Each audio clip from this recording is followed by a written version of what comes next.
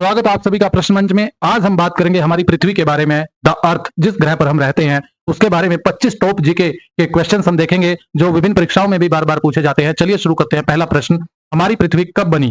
जिस ग्रह पर हम रहते हैं अर्थ में, वो कब बनी थी? इसका उत्तर है 4.5 बिलियन साल पहले।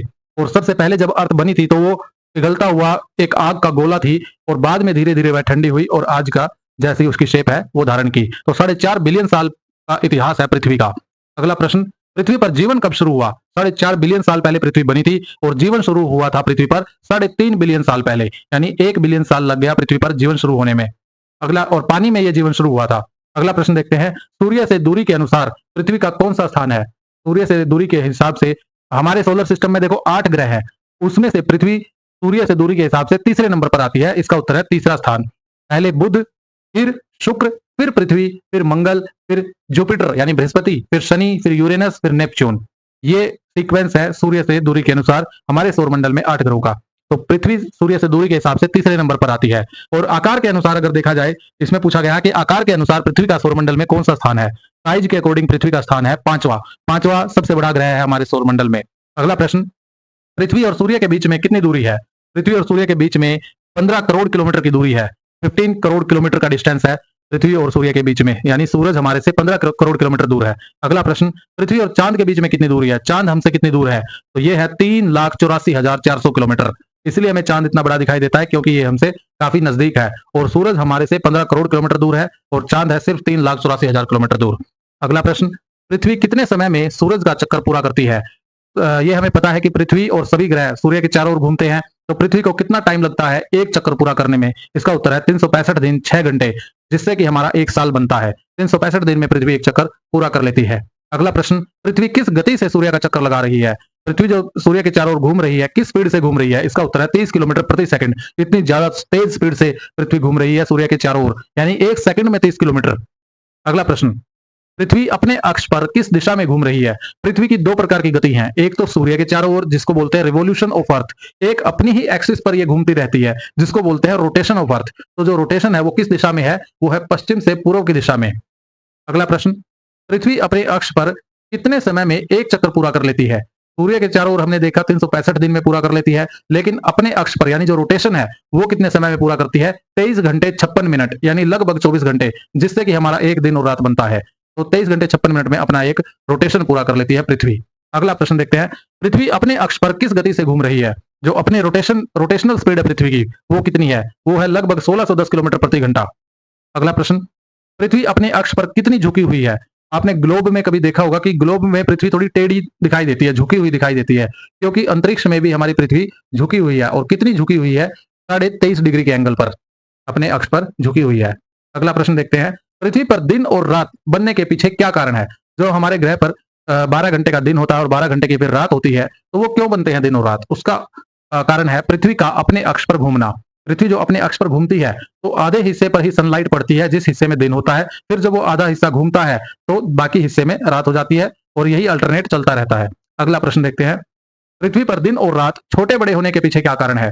दिन और रात कैसे बनते हैं वो तो हमने देख लिया कि अपने अक्ष पर घूमने के कारण। और छोटे बड़े क्यों होते हैं? इसका उत्तर है पृथ्वी क्योंकि झुकी हुई है 23.5 डिग्री पर। जैसा कि आप इस फोटो में देख पा रहे हो, तो पृथ्वी के झुके होने के कारण कहीं पर कभी हमारे जैसे गर्मियों में दिन बड़े हो जाते हैं, रात छोटी हो जाती है, सर्दियों में रात बड़ी हो जाती है और दिन छोटे हो जाते हैं। तो उसका कारण है पृथ्वी का झुका हुआ होना अपने अक्ष पर। अगला प्रश्न, पृथ्वी पर ऋतुओं का बदलाव होने का क्या कारण है? जो मौसम बदलते रहते हैं, कभी गर्मी का मौसम, कभी बरसात का, कभी सर्दी का, तो ये जो चेंज ऑफ सीजन है ये किस कारण होता है? इसका उत्तर है पृथ्वी द्वारा सूर्य के चक्कर लगाना। पृथ्वी जो सूरज के चारों ओर चक्कर लगा रही है वो इलिप्टिकल ऑर्बिट में लगाती है, इलिप्टिकल शेप में, तो उसकी वजह से अलग अलग टाइम पर अलग अलग मौसम हमें देखने को मिलते हैं। अगला प्रश्न देखते हैं, चंद्रमा कितने दिन में पृथ्वी का एक चक्कर लगाता है? पृथ्वी सूरज का चक्कर लगाती है 365 दिन यानी एक साल में, और चांद जो है वो पृथ्वी के चारों ओर चक्कर लगाता है, और चांद कितने समय में पूरा करता है एक चक्कर? 27 दिन में। 27 दिन में, लगभग एक महीने में। अगला प्रश्न, पृथ्वी और सूरज के बीच चंद्रमा आने से क्या होता है? तो ये सूर्य ग्रहण की स्थिति होती है। जब पृथ्वी और सूरज के बीच चंद्रमा आ जाए तो सूरज की छाया है जो पृथ्वी पर नहीं पड़ती, हमें सूरज नहीं दिखाई देता, तब हम बोलते हैं कि सूर्य ग्रहण हो गया। वो दरअसल तब होता है जब सूरज और पृथ्वी के बीच में मून आ जाए।